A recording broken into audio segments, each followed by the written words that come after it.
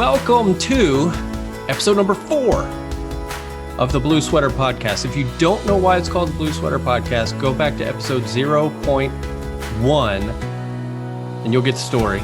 Interestingly enough, this is the same sweater from that story, which was roughly 6 years ago, so I should probably buy some new blue sweaters. But today, we are speaking with Bobbi and Amanda with Invito and Moneypenny. How are you both? Yeah, we are good. How are you? Doing fantastic. I think I'm doing good. So as we always start off, we'll start with Bobbi. Who is Bobbi? Well, I am a passionate, high energy trailblazer. I'm actually someone who I like to pride myself on my undefeated spirit. And I love growth and development in every aspect of life, whatever that may be, whether it's on a softball field, in a boardroom, in a training class, or just everyday life. I'm really passionate about making a really positive impact on people. So in that, you said trailblazer. And for those of you watching, if I look away from the screen, I'm taking notes, not ignoring them when they're talking.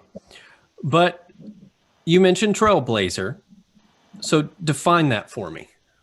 I like to think that I pride myself on my ability to really make an impact and positive impact and kind of share my light and who I am as a person and bring out the best in people. I love to train and develop talent in every aspect of life, even if it's just holding the door for someone as they're walking into a restaurant.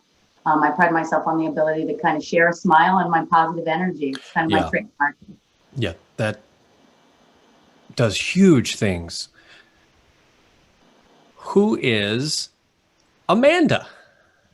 Well, I would say I'm more of a dynamic, free-thinking creator that kind of wears many different hats, where I definitely pride myself on my incredible patience and my attention to detail. Speaking of patience and attention to detail, each of you moved from Charleston to, well, Atlanta, Georgia, but technically you moved to Beaufort, you work in Duluth. Correct. Share your attention to detail in packing.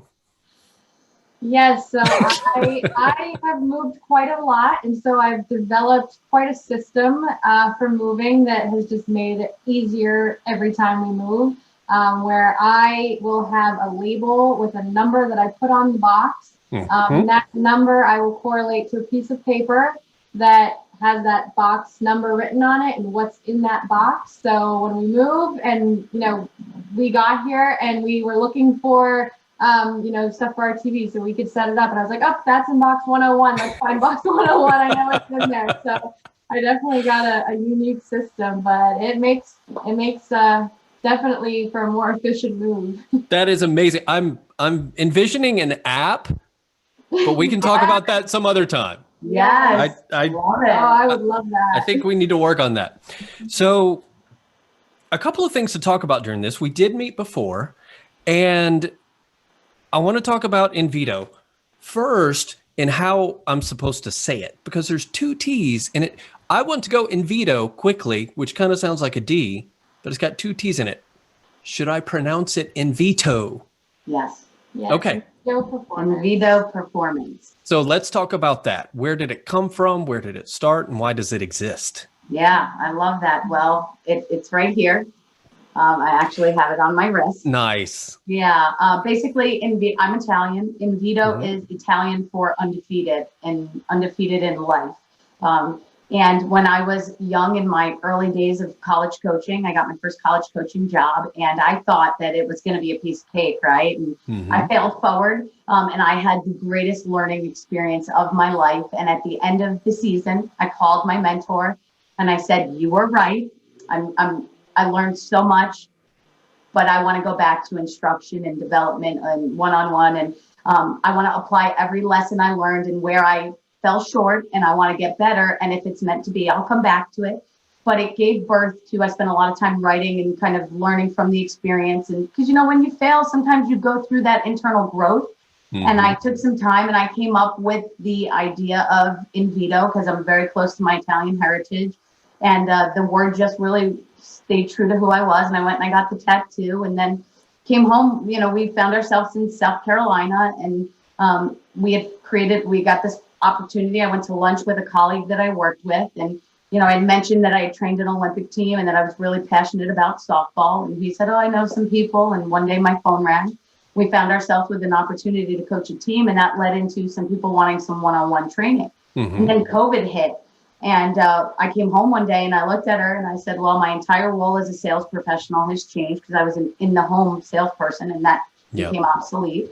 And we had this growing clientele of people that every day the phone was ringing or people were reaching out via email. And it really presented a need to be able to bring that human connection back to the athletes and the children who now found themselves getting educated through a computer screen. So I came home one day and I looked at Amanda, who's the creative genius behind everything we do. And I said, I've got this really crazy idea. Sit down. You're going to kill me, but just hear me out.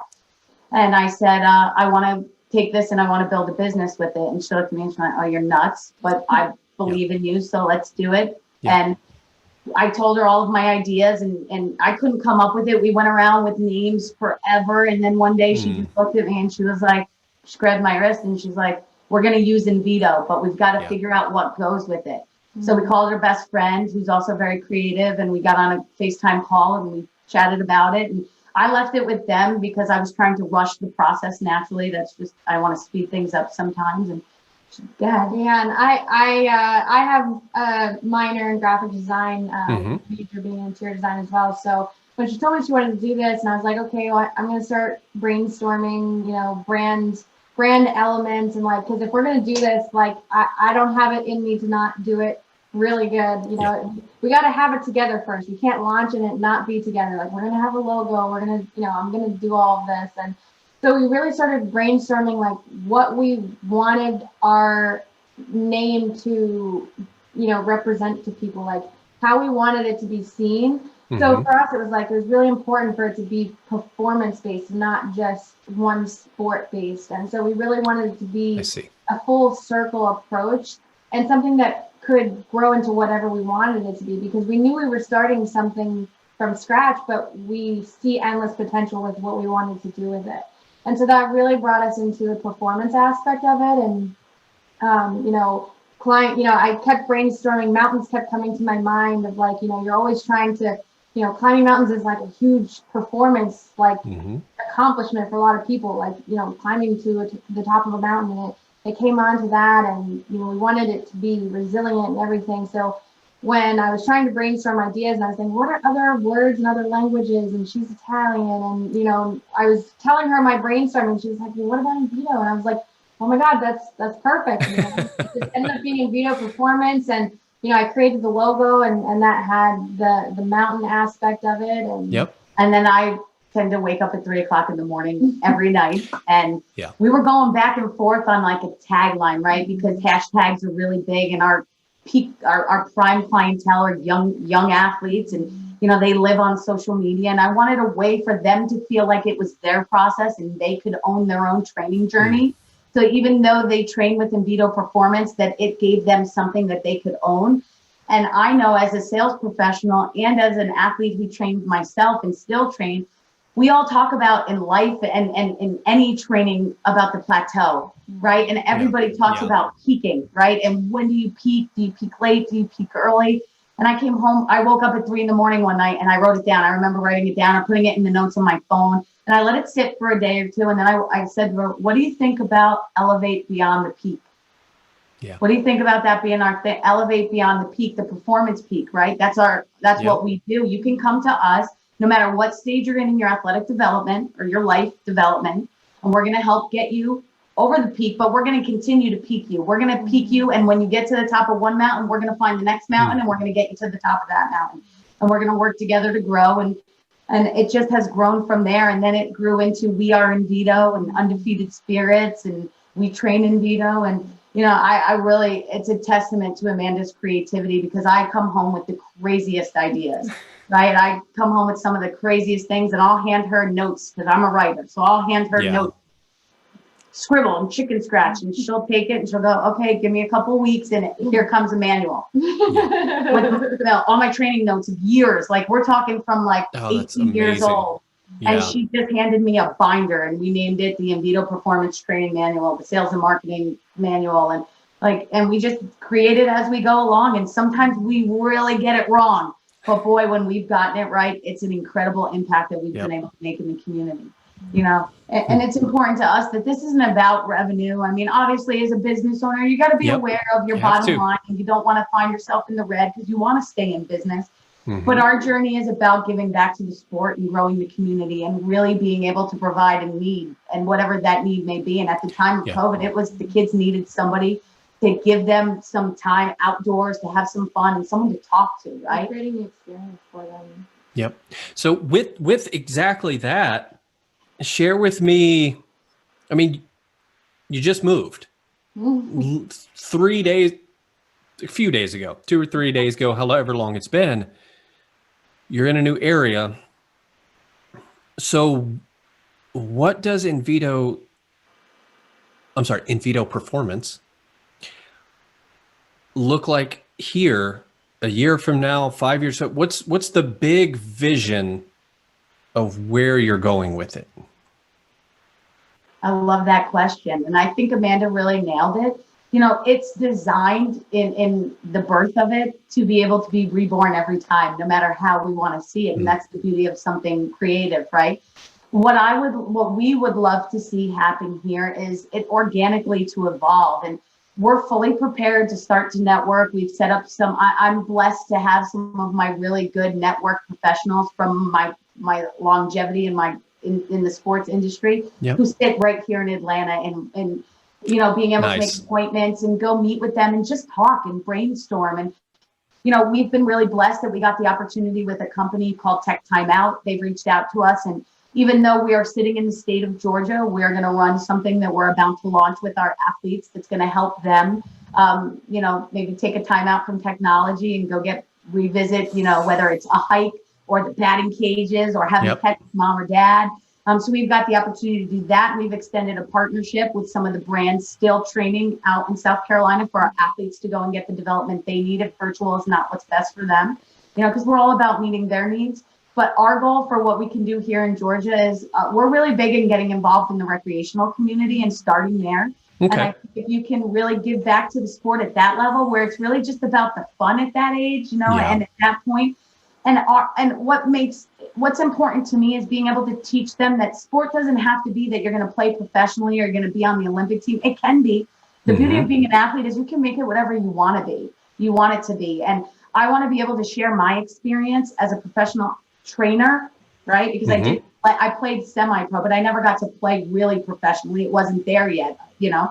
So I want to be able to share those experiences of how I got to travel the world and how I got to meet all these great people and how it set me up to be a really successful sales professional and to be dynamic and flexible, that no matter what life has thrown at me, I've been able to pivot and to bounce back. And every time I fail forward.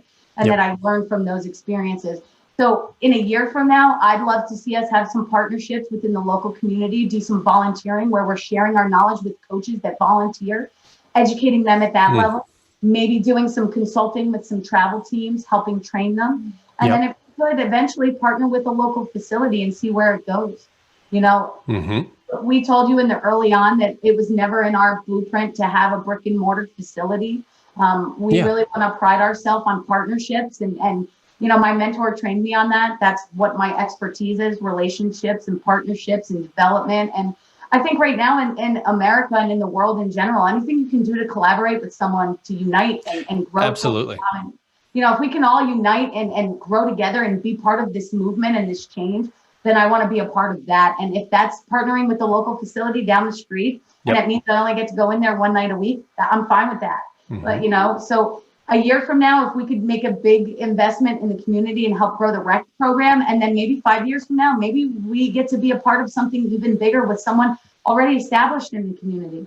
And then down the road, if it leads itself to more than that, then we'll see where it goes. But I think the beauty of what we built is that it's okay not to always have a plan. I And was just gonna say that, like, the beauty of this was that we really just started it and was hoping for the best, and everything has always just continued to keep falling in place for us. And so, with this, the beauty of it is like she said, it just organically has been evolving for us. And so we really trusted in the fact that, us moving here, that we still had that opportunity, that it was just going to continue to keep organically evolving into whatever it's meant to be, and what we want it to be. Yep. There's a lot of great opportunity here for us to bring what we want it to be here as well. So, And not to mention the insane population growth here. I mean, it's just growing and growing. So going back to training, right? Specifically, you mentioned softball, but you're also mentioning really any sport. Let's say a parent's watching or someone's watching. Is there an ideal client? Is there an ideal age? When you picture what you do in your head, what is the age range you're working with? Who were you, like, give me a little more information there. yeah, absolutely. So we're really dynamic, and we have a really great background, and we encourage you to go to our Facebook page and our Instagram. You're going to find on our Facebook page a lot of my background, who I've professionally trained with. I've gotten some great opportunities. So I've trained at the Olympic level. I've flown to Germany, spent 2 weeks on their compound. I taught them every aspect of softball. We tend to have a really big following in pitching, just because that's where there tends to be a really big need for one-on-one training. Okay. And I have a lot of certifications and professional development in pitching. But if you want to ask age range, I can train anyone from 2.5 years old to Olympians. But I think right now our biggest clientele and following are the ages 14 and under. Okay. We have that's where we're at. But like I've said, I mean, my passion is to speak, and I would love to be. I've done big conferences for coaches conventions when I was with Frozen Ropes and things like that. So my passion is just to share my knowledge and to educate and grow the sport for whoever is out there and wants to get better and learn. I'm there for you, and we're here to help you no matter the age. And the sport of softball is growing. It's grown 257% year over year. It is the fastest growing sport. And right now, Major League Baseball has partnered with MPF, and there's just so many great things happening. But because of COVID, you're seeing a lot of softball programs falling out of colleges and kids losing opportunities. So it's really important to us that whoever needs help at whatever level, whether it be hitting, fielding. I played soccer. I was an all-state goalie. I played basketball. I'm not very good, but I played it. And if it's a sport that I haven't played, odds are we know someone who we might be able to connect you with who can help get you that training. Nice. And as someone who is just a fan who also watches her do the instruction all the time, I have been blown away through the whole experience of, doing this with her, that I've seen her train athletes of all ages, and she's phenomenal at tailoring it to, the language to be spoken to that age of athlete she's working with. She really has ability to be able to speak to a 7-year-old one way, and then speak to a 14-year-old a different way, and what they need at that time to understand what they need, they need at that stage of where they're at. And it's really something special to watch for myself. Is just, something great. Absolutely. So I want to back up in time a little bit, because you mentioned playing softball, you mentioned playing soccer. I wasn't good at soccer. I wasn't good at basketball either. But you also mentioned training Olympians, training kids, working with the community. So where I want to back up to is, Bobbi, specifically, going from playing softball to training Olympians how to play. So something happened in there. So how did that come about, and what happened? Yeah, so a really odd story.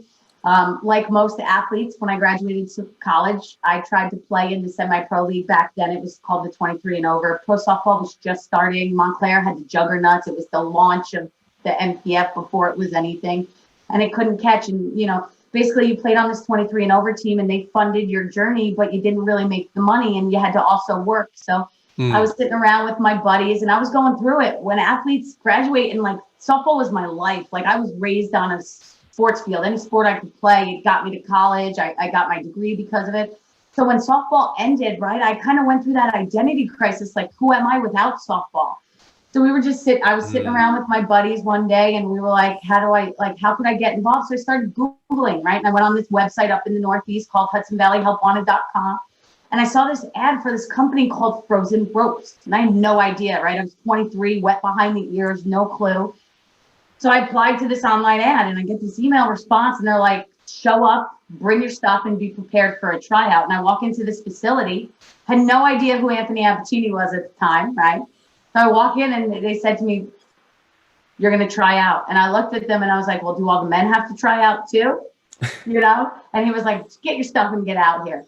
So I went through my tryout and, you know, he was super hard on me and I respect him so much for it. And I guess I got the job and he looked at me and he's like, you're going to start part-time. And I was like, okay. I was working, I think, at a community college, do it at the bookstore, you know, but I knew I wanted to still do softball. So he goes, this is going to become whatever you want it to become. I don't really have a huge softball program yet, but I have the network and I have the people to teach. So you're going to teach me everything you know about softball and I'm going to teach you everything you know, and we're going to figure this out together. And it was the absolute greatest experience of my life. As much as we would fight and there were times, man, I mean, he would just tell me that, it was rough. Like I was failing and I was an athlete who things came very easily to. And he got me I peaked in college. I was an incredible athlete in high school, but when I got to college, it clicked and I just kept going. And he got me and he basically told me, you're very good, but we've got to fix some things. And through that opportunity, he taught me how to be a businesswoman and how to teach. He saw in me the ability, what Amanda saw, the ability to communicate, the ability to be passionate, and the ability to get athletes and people to buy in, to listen. And he taught me everything he knew. And I'll never forget, it went from part-time to full-time to going out and growing this softball market for Frozen Ropes. And as he grew, I got to grow with him. And we went and he was opening franchises and I got to fly or travel and train them. And I got to be a part of the process. So he really allowed me to be whatever I wanted it to be. I'll never forget, he came one day and he said, I'm going to send you to Germany. Do you think you're ready? And I was like, I've never even left this country, but okay. But sure. And I spent 6 months.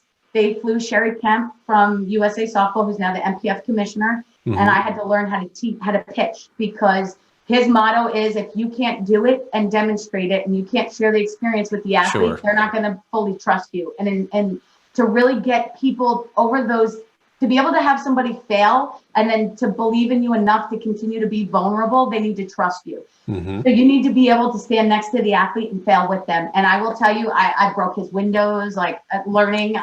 I cursed myself. It was the hardest experience, the most incredible learning experience. But then I got to go to Germany and I spent 2 weeks with no cell phone in a foreign country. And it was incredible because I would speak and then we would stop and the translator would speak. But I grew so much. And when I came back, the opportunities just kept coming. And then I got to a point in life where it was like, okay, I went to corporate America and I took everything Tony had given me and I was able to take that and I applied it into the business world, because what I didn't realize at the time was that he was teaching me how to be a business professional. Absolutely. How to take what I was doing on a softball field. And by learning how to teach, I learned how to present myself. I learned how to speak. I learned how to take something and anything. I could read a product manual and I could probably sell you the product, and not because it's selling anything. It's because he taught me how to buy in and to become so passionate about the material that I'm being presented that I could replicate that passion and energy and share it with someone. That's brilliant. And I'm curious, what was the original job posting?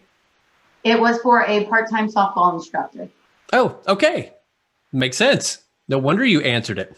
So that was Bobbi's story from, I don't know how many years total. So we're talking through college. Was some of that during college? No, or all of that was after college? Yeah, 2004 up until to this day. In 2008, Yeah, I've gone back. So him and I still speak. Okay. So now we've spent a bit of time with Bobbi. So now we want to spend a little time with Amanda. Yes. I want to go the same time frame with you, either, through college, your majors, what you did after that. So tell us your story and how you got to where you're at. Well, I have quite a different story. I was not so much in the athletics. Did you break windows? I did not. Okay. Okay. When I was a kid, I did gymnastics. That was my thing.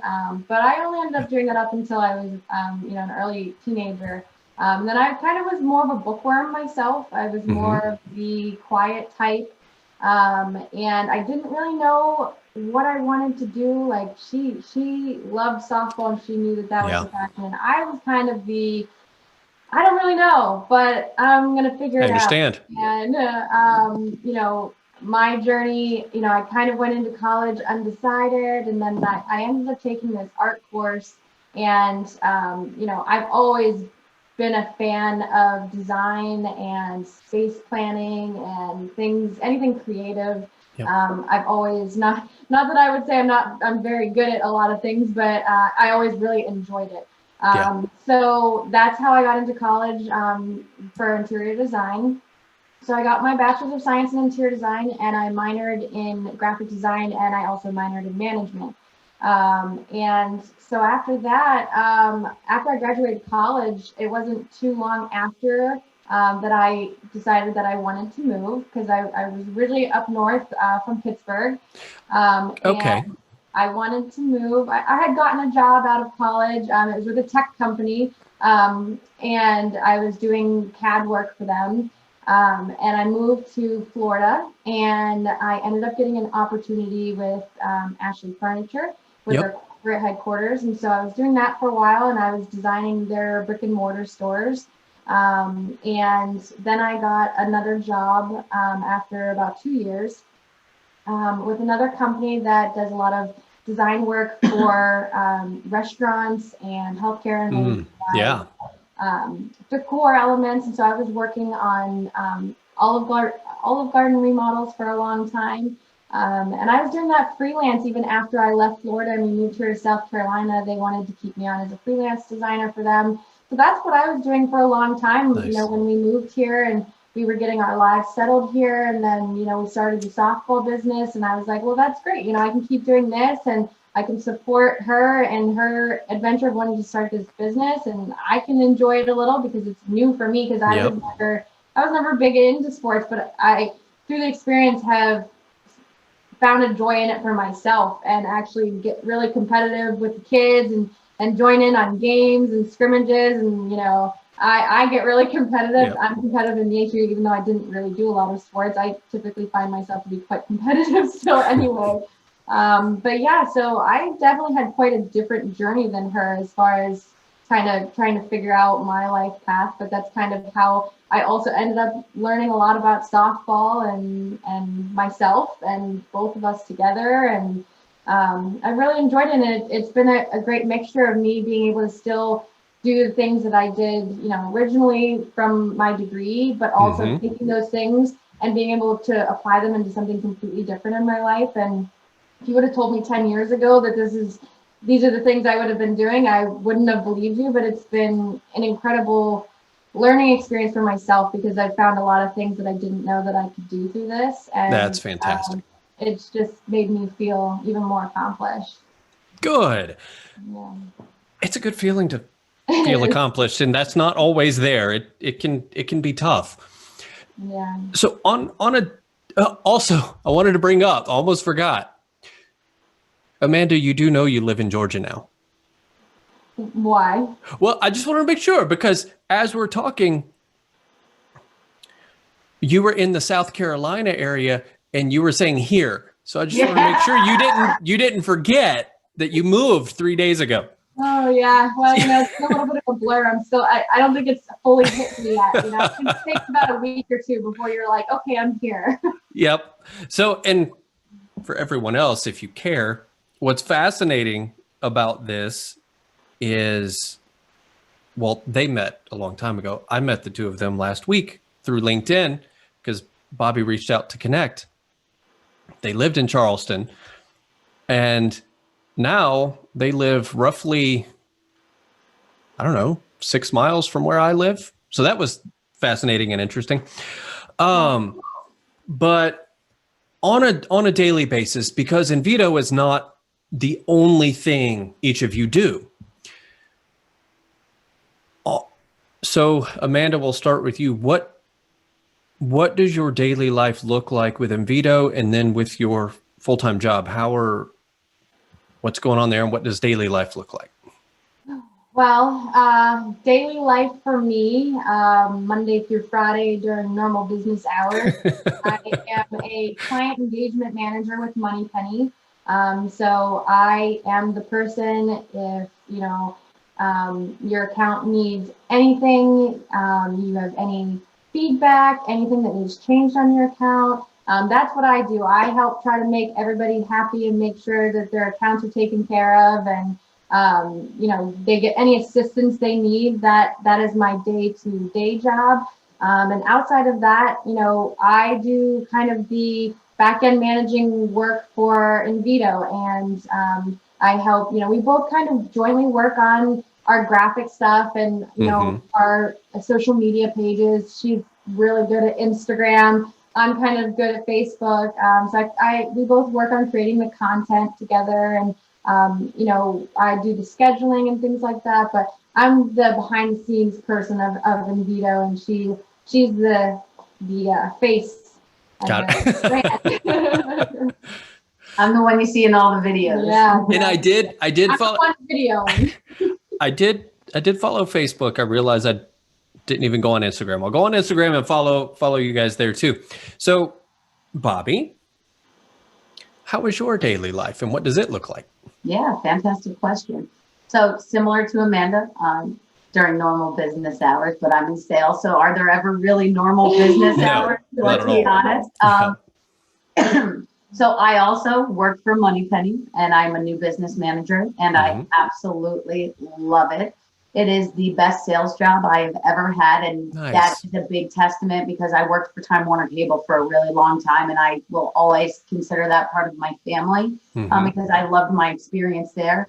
But I get to be a part of a revolution and create employment for people, and that's what I do. If you ask me what I did for a living, I would tell you that I get to be a part of a person who, the more of my product that I bring to market, and the more people I get to invest in MoneyPenny for their business to help grow, so we can answer their phone calls, the more jobs we get to create for people in this Atlanta community. And that's a great way to look at that. Yeah. So for me, I didn't know. I'm going to assume the majority of either the 2 people or 5,000 people that watch this, I don't know what MoneyPenny does. Yeah. That's all you. MoneyPenny is a telephone answering service, switchboard operator. They do a lot of things. We were born in the UK. They've been in business for over 20 years. Here in the US, we've been here for 6 years. Started in Charleston, South Carolina. We've now expanded out here to Duluth. We still have satellite office out there. But what we do here in the US is we are a telephone answering service. We answer people's telephone calls. We do a lot more than that. We integrate with certain things, CRM, we can schedule appointments. But what the most important thing is about what MoneyPenny is it aligns exactly with Invito Performance, and that's why we are here. Invito Performance actually built the bridge that led us to MoneyPenny, and MoneyPenny is a part of a revolution in bringing back the human connection to telephone answering and telecommunications in general. And that's the way I see it, right? Yeah. And there's a podcast that our CEO did that talks about that exactly, because let's be realistic, and tech is driven by computers and machines and things like this. So as much as we're going to use this to be efficient and be successful and make people's businesses flow, COVID really woke us up to the fact of how much we need human connection. And I hear on a daily basis, I need someone to answer. People want to talk to a human. Yes. And I can tell you, I spent 10 years at Time Warner Cable, and my client's biggest pet peeve was, I'm stuck in the IVR, Bobbi. Yeah. I'm stuck in the ring. Every time I press 3, I get back to where I got to Yep. press 1. So I think what MoneyPenny does is MoneyPenny helps grow your business. Trust us to answer your phone calls. Trust us to help build that relationship. Trust us with your clients. We're going to get educated on your brand. We're going to partner with you and we're going to grow your business together. Let us answer your calls. Let us make your business run smoother. And together, we're going to both get really big and we're going to help bring the revenue that you need. But more importantly, we're going to build that trust and build that brand. Yep. Businesses of all sizes. Yep. We have ones that are, independent company owners that are doing their own thing, starting their own business, and they have a small amount of clientele. And then we have ones that have multiple locations and want to bring them all on, and they get 1,000 calls a month. So we really have the ability to tailor to any business's needs, small or big. Nice. And I think it's so interesting. We do prefer to speak to a human. I prefer to speak to a human that is acting like a human, not a computer. So exactly. it brought to mind a call I got today, and I tried so hard to, because even if I don't need something, I try to have a little conversation with them. They just weren't having it. Mm-hmm. You said there was a connection, that Invito Performance was your connection or bridge to MoneyPenny, and I am personally just curious about that bridge. Yeah, so it was ironic, one of our athletes that we were working with consistently for quite a few months, her mom worked at MoneyPenny, and we just happened to be on a softball field one day. She was giving a lesson to the athlete, and like I said, I'd been doing freelance work for a while, and then because of COVID and everything, I was furloughed from that, and I just kind of casually made a joke like, do you know anyone that's hiring? And he was like, yeah, actually we are. And I was like, oh, okay, well, I'll send you my resume. And that's kind of how I started in with MoneyPenny. Mm-hmm. And that was when we were still in Charleston. And I was there for about a month. And I was like, are we hiring for sales? Because I know a really good sales. I know this person. So if we are, here's her resume, give it a shot, and they saw her resume and they were like, absolutely, let's get her in here. Nice. And it just kind of naturally happened. Like we weren't planning it. We weren't even talking about it. We weren't looking for it. She wasn't even looking. And it just kind of happened that way. And then they talked about the headquarters here in Duluth, and I came home and I was like, well, is this something we would be open to doing? And so that's kind of how the bridge happened to us being, having Invito and then learning about MoneyPenny and then, getting involved, and kind of how it has brought us here.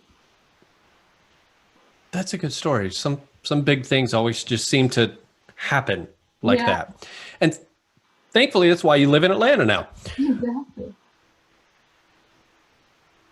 Earlier, you mentioned community. And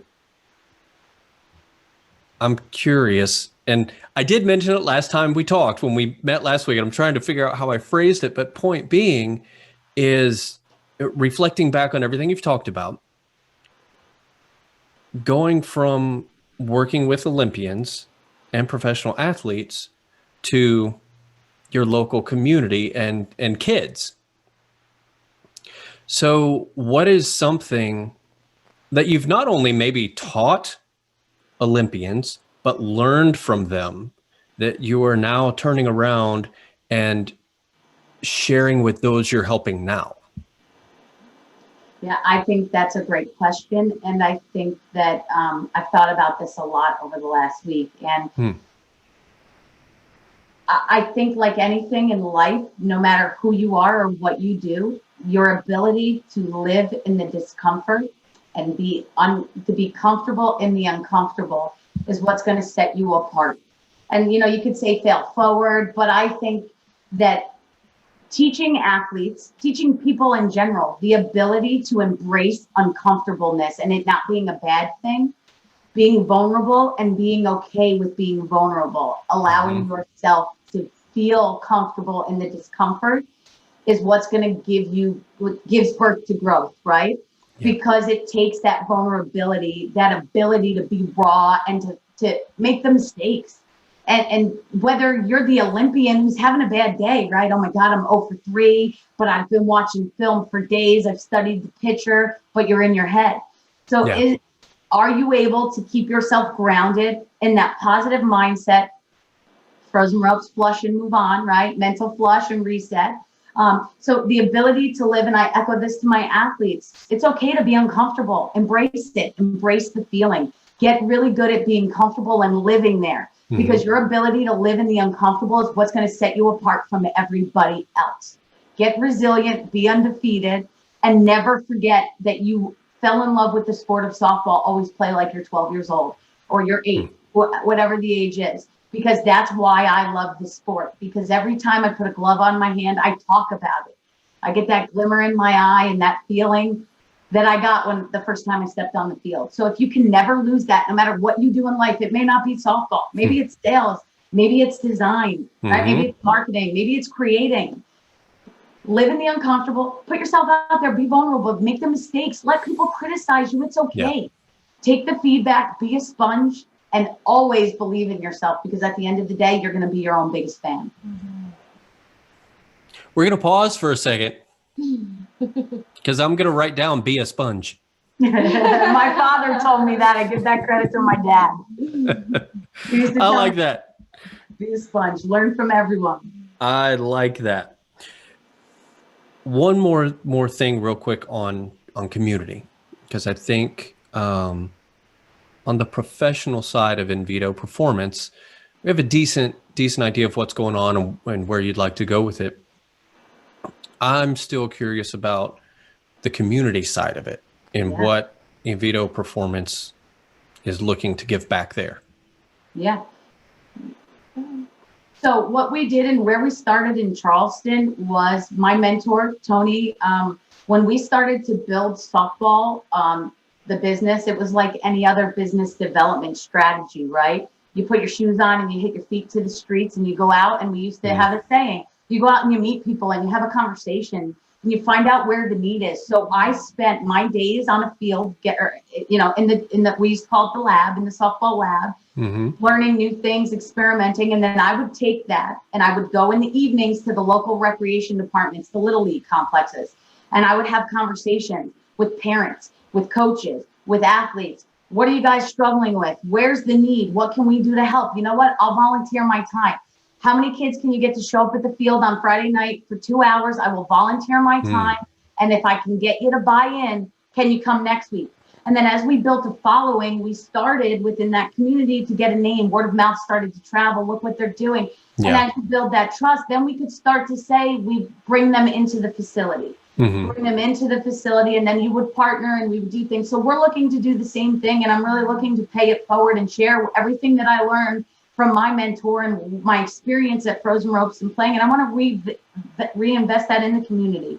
And I want to be able to share with everybody. And no matter who it is, what rec program, if it's communities where kids don't know and kids need gloves and things of that nature, I want to help. I want to go there. It's not about the money. It's about what can we do to introduce more kids to a sport? Because for me, if I wasn't a really good softball player financially, college wasn't something that was an opportunity for me. So softball became my vehicle to get my education. It became a vehicle to teach me how to be a professional in life. And that's what we want to do for the community. We want to give opportunities to kids to have the sport be whatever they need it to be to help them achieve their dreams. So whatever in this Atlanta community they need, there's a lot of professionals already here. So listen, it's for anybody who wants to help. We're here to help. We just want to help grow the sport in the community at any level we can. I think it's fantastic. And you kind of getting me to want to help too. I got to figure out how I can help now. So before we close out, relax a little bit, be a little casual about it. Also, for anyone listening that has no clue what Frozen Ropes is, neither do I. I'm going to Google it after this recording. Frozen Ropes USA. Got it. I got to write that down. So, Amanda. Yes.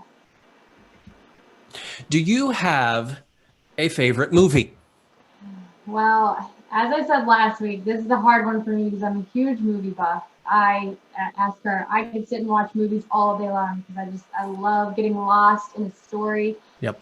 So I couldn't pick a favorite all-time one, but out of any that I've watched recently, we've watched quite a few movies recently, and one of my favorites that we watched was called The Little Things with Denzel Washington and Jared Leto. Had a great cast, and it was a really good movie. Nice. I'm making a note because I have not seen that yet. So that's the real reason I ask these questions, is just so I can find out. Suggestions, yeah. So, hey, Bobbi, Yeah. do you have a favorite movie? Like Amanda, I actually, side note, I got a degree in radio, TV, film. I have a communications degree. So film is one of my passions. I actually make all the videos for in vivo performance. But anyway, Amanda introduced me to a movie called Chaos Walking. And I encourage everyone out there to watch it. It's incredible. It basically is about how if you could see your thoughts out loud, people could hear them. So it talks about, the ability to quiet the mind, but it's an incredible. Oh, yeah. It's also a new one as well. It's also new. Great cast as well. Love that. So I should mention it was only the men's minds that were not quiet. The women were the ones that had no outside. But it was a good movie. Very good. And so, Bobbi, we'll stick with you. Is there a book you're reading right now? Yeah, I mean, absolutely. I'm someone who, like Amanda, we love to read and we share books. So we read a few at a time. I've always been that way. So right now, obviously, I'm always reading a sales book. I'm reading The Psychology of Sales that was given to me as a gift. And then I'm reading currently Who Says You Can't? You Do. It's an incredible read. I like it. Yeah. I'm going to write that down. Who Says You Can't? You Do. You Do. Got it. And Shitty Act. Love it. Amanda, Yes. is there a book you're reading? I am actually currently reading this book called Mind Platter. It's more of an inspirational, more of like it's not like a follow story. It's more of like I don't want to say poem, but it's kind of like inspirational sections.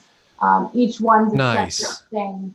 So it's kind of like I like to wake up and just go to a random page in this book and read just one page because it's kind of gets you going inspirationally or motivationally. So I really like just starting my day off with flipping to a random page, picking one to read. I like that idea. Going off with that. So it's a really great read. I really like that idea. So what does Amanda want to do when she grows up? That is a really good question. Thank you.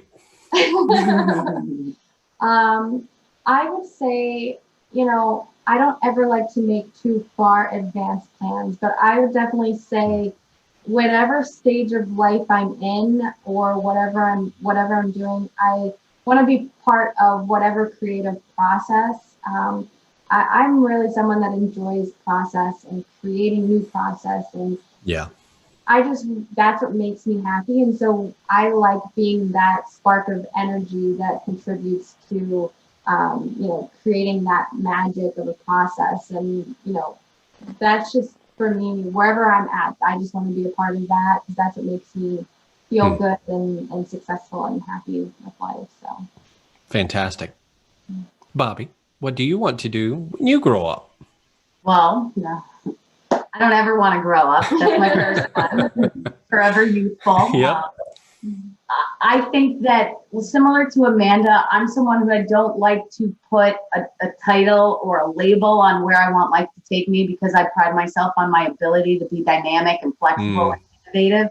But I think that if I were to have to say now, 5 years from now, 10 years from now, 15 years from now, I want to make sure that wherever I go, whatever I get to do and be a part of, I want to leave a really positive impact. I want to be able to say that I left people and places and communities better than when I found them, that I was able to be that trailblazer that brought about change, that I was part of the movement, and that I got to shine my light and my energy and share it with the world for a better. And I really believe we did that in Charleston, South Carolina. Nice. And now you have a new place to do it. Yeah, and we love Moneypenny. And Moneypenny is hiring, and they have an incredible culture. So if you're out there and you're looking for employment, Google Moneypenny, email us, come talk to us, because we want to see you. It is the greatest place to work, and we want to talk to you. Fantastic. We will put all that in the description along with links to anything we brought up. We'll put LinkedIn profiles. We'll put whatever we can to help you out there. Well, Bobbi and Amanda, we thoroughly appreciate your time, and it has just been an absolute blast talking to you. Thank you so much. I appreciate it.